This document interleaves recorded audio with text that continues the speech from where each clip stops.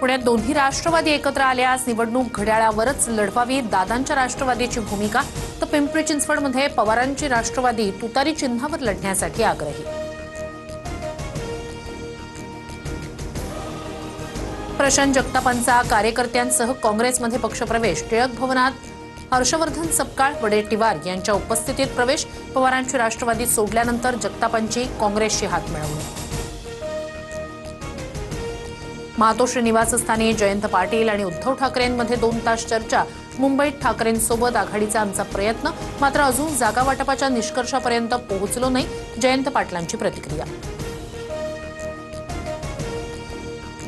हिंदुहृदय सम्राट बाळासाहेब ठाकरेंच्या सुपुत्राकडून मतांसाठी लांगुल चालन. त्यांना आता विशिष्ट लोकांचे जोडे चाटायचे आहेत. राशीद मामू यांच्या पक्षप्रवेशावरून मुख्यमंत्री फडणवीसांची उद्धव ठाकरेंवर टीका. शरद पवार एनडीएमध्ये येऊ शकतात. पवारांना एनडीएत घेण्याबाबत भाजपचे वरिष्ठ ठरवतील.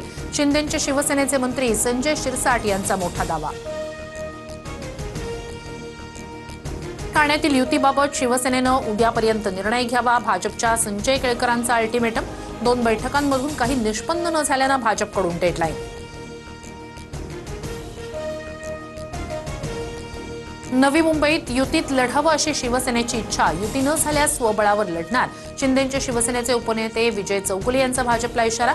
नवी मुंबईत 50% जागा द्या, शिवसेनेची मागणी.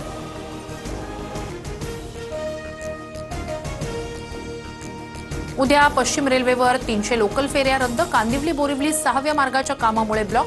रात्री 11 ते सकाळी 7 वाजेपर्यंत नॉन इंटरलॉकिंग ब्लॉक.